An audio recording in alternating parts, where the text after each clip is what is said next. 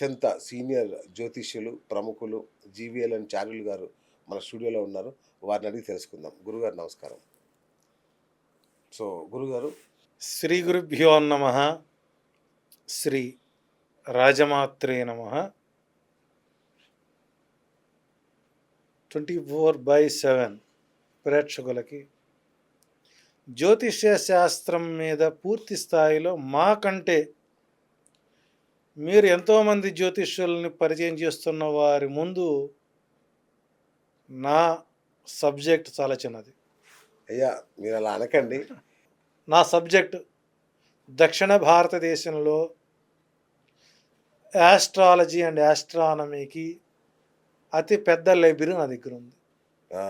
So నాకంటూ కొంతమంది జ్యోతిష్య వారసులు కావాలి కాబట్టి భవిష్యత్తులో జ్యోతిష్యాన్ని కూడా ఉచిత శిక్షణ ఇవ్వడానికి ప్రయత్నాలు చేస్తాను.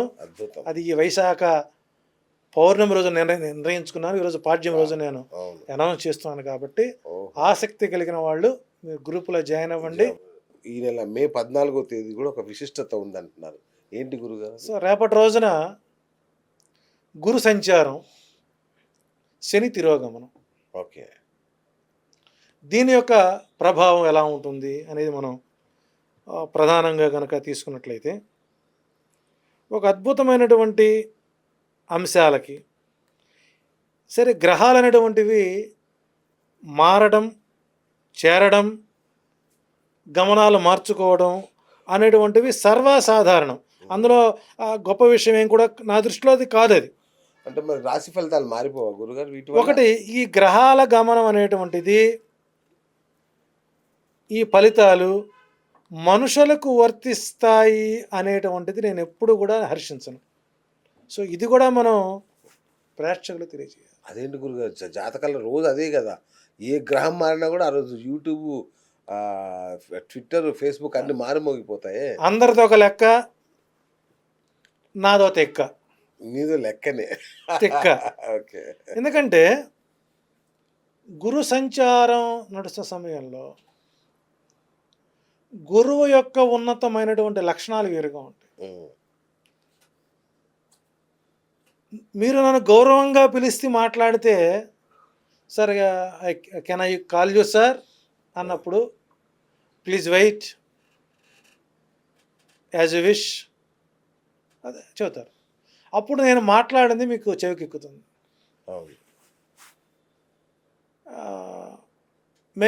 మే కమింగ్ సార్, రండి, అయితే వెయిట్ చేయండి. ఒక ప్లానెట్ వేరొక రాశిలోకి వెళుతున్నప్పుడు వెల్కమ్ చేస్తాం.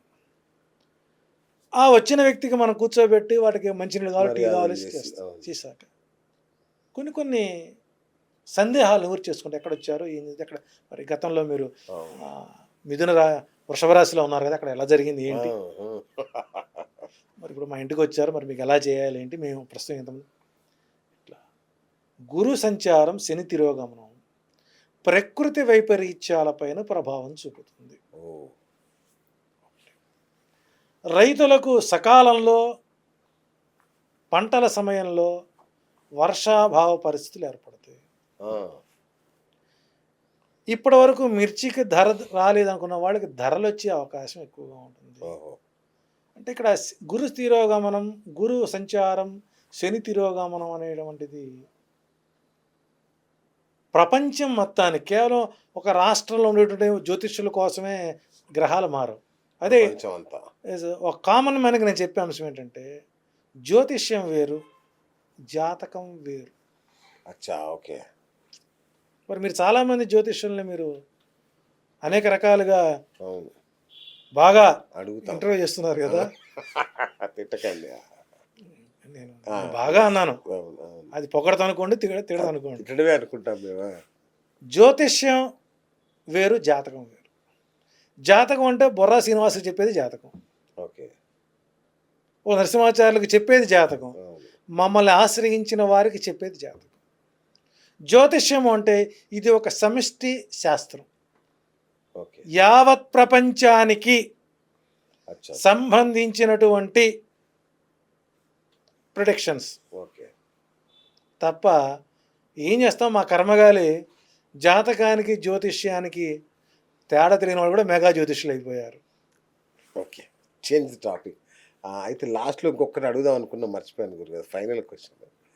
అప్పుడు చంద్రబాబు నాయుడు పలానా పలానా 22,000, 300, 600 అని ఇట్లా సంఖ్య చెప్పుకుంటూ వచ్చారు కదా! అది ఎలా చెప్పారు గురుగారు?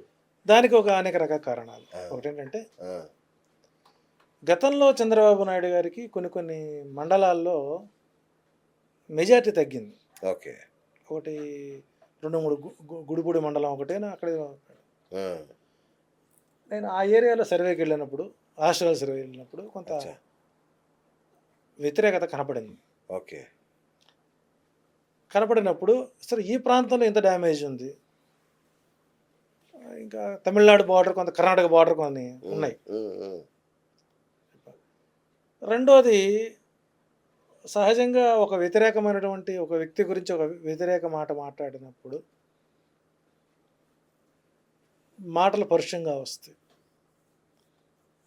మరి చంద్రబాబు గారు అరెస్ట్ అవుతారని, ఏ 6 నక్షత్రంలో అరెస్ట్ అవుతారని నేను సంవత్సరం 6 నెలల ముందు చెప్పాను. హ్మ్. అప్పుడు నన్ను అందరూ హర్షించారు. అవును. ఇప్పుడు అరెస్ట్ అయిన తర్వాత ఆ వీడియో బాగా వైరల్ అవడం వల్ల అవును. నేను కొంచెం సంపాదించాను. అవును. మళ్ళా ఆయన ఓడిపోతాడు అని చెప్పినప్పుడు అదే పబ్లిక్ నా మీద రివర్స్ అయ్యారు. అంతే కదా మరి. పొగడతా తెగడతా రెండు ఉంటాయి. నేను చెప్పినప్పుడు వాళ్ళ హార్డ్ కోర్ కమిటీలో ఒక ఆయన ఫోన్ చేశాడు. ఇఫ్ యూ డోంట్ మైండ్, ఇప్పుడు నేను చెప్పిన పదాన్ని మీరు కట్ చేయకుండా వేయండి. హ్మ్. బాపన్న కొడుకు ఎందుకురా రాజకీయాలు అన్నాడు. ఒక కోర్ కమిటీ. ఆయన కూడా జ్యోతిష్యాన్ని నమ్మేటువంటి వాడే. ఆ! ఆయన పేరు చెప్పి నేను ఆయన పరువు తీసేటువంటి వ్యక్తిత్వం నాది కాదు. రైట్. అయితే ఇదే బాపన్న నా కొడుకు, ఇదే బాపన్న నా కొడుకు హ్మ్. చంద్రబాబుకు విజయాన్ని చేకూరుస్తాడో ఓడిస్తాడో చూద్దురు కానీ ఏది జరిగినా మీ మంచికే అని చెప్పడం, చంద్రబాబు నాయుడు ఓడిపోతున్నాడు అన్న ఒక్క మాట 14 కోట్ల వ్యూవర్స్కి వెళ్ళిందండి. అవును. అవును.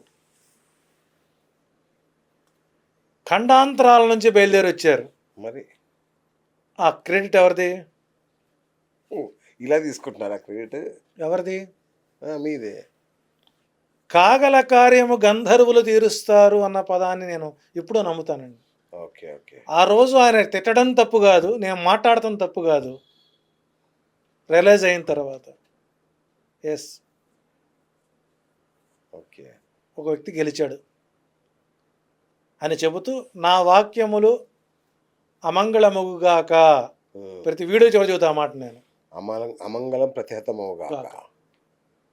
గెలిచారు. హ్మ్. ఓ 4 రోజులు ఇబ్బందులు పెట్టారు, నా కార్లు పగలగొట్టారు, హ్మ్. వాళ్ళ ఆనందం తీరింది, అయిపోయింది కదా. హ్మ్. నేను పాలసీ మీద మాట్లాడతాను రైట్.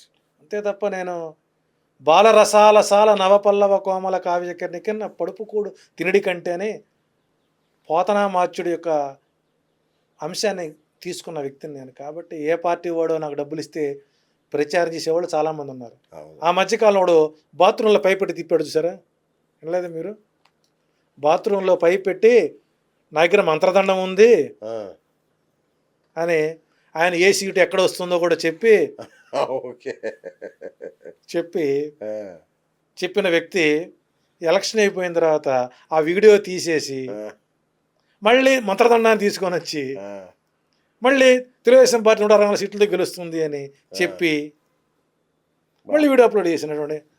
హ్మ్. కాబట్టి నేను నిజాయితీ పరుణ్ అవునా కాదా అని నాకు ఒక సర్టిఫికేట్ ఇవ్వాల్సిన అవసరం లేదు. నేను దుర్మార్గుడు అవునా కాదా అక్కర్లేదు. నేనే చెబుతున్నా కదా, నా మీద గతంలో ఒక రాబరీ కేసు పెట్టి నన్ను జైల్లో పెట్టి బా! నన్ను 7 రోజులు ఇబ్బంది పెట్టి 7 కేసులు పెట్టించి నా మీద ప్రెస్ మీట్లు పెట్టి నా గురించి చెడుగా ప్రచారం చేసినటువంటి వీడియోలు అన్నీ ఈ రోజున మీడియాలో ఉన్నాయి. ఓకే. నేను తప్పు చేసిన వాడినైతే ఒక్కొక్క ఛానల్కి తలా 10,000 రూపాయలు ఇచ్చి నేను ఆ వీడియో తీయించుకునేవాడిని. నేను కేసులు గెలవడానికి ఆ వీడియోలే నాకు ఆధారభూతం అయ్యాయి. ఓ ఒక బ్రాహ్మణుడు అన్న సంతర్పణ చేస్తున్నాడు. ఒక గొల్లామె నెత్తిన పెరుగు కుండ తీసుకుని వెళ్ళి అన్న సంతర్పణలో పెరుగు పెట్టింది. బ్రాహ్మణులందరూ చనిపోయినారు. తప్పు ఎవరిది? చెప్పలేము. వాస్తవాలు తెలియకుండా ఉమ్, కంటితో చూసిన దానికంటే చెవితో విన్నదానికి వాల్యూ ఇచ్చి వీడు దుర్మార్గుడు, వీడు దృష్టుడు అని ఎవరైతే ఒక వ్యక్తిని కించపరుస్తూ మాట్లాడతారో, గరుడ పురాణం ప్రకారం వాళ్ళు మిడతలై పుట్టి మరుక్షణమే అగ్నిలో కాలి చచ్చిపోయిన పరిస్థితులు. బా, మన హోటల్ దగ్గర దోమల వాలంగానే చచ్చిపోతారు. అవును. కాబట్టి ఏ వ్యక్తిని కూడా వాస్తవాలు తెలియకుండా మాట్లాడకూడదు.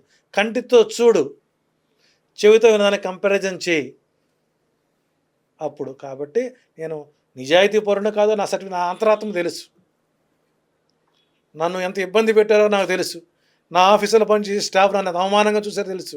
అన్నం పెట్టిన వాడు తండ్రితో సమానం, అంతే కదా. పిల్లని ఇచ్చినవాడు తండ్రితో సమానం, విద్య నేర్పినవాడు తండ్రితో సమానం, జన్మనిచ్చిన వాడు తండ్రితో సమానం. వీళ్ళందరి తర్వాత దైవం.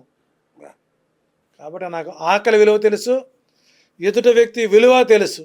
కాబట్టి నేను విలువలని, వ్యక్తిత్వాన్ని చంపుకొని నన్ను అనేక రకాల అవమానాలకు గురి చేస్తున్నా ఇంటా బయట నా లక్ష్యం ఒకటే, సాధించాలి, సమాజాన్ని సరిదిద్దాలి.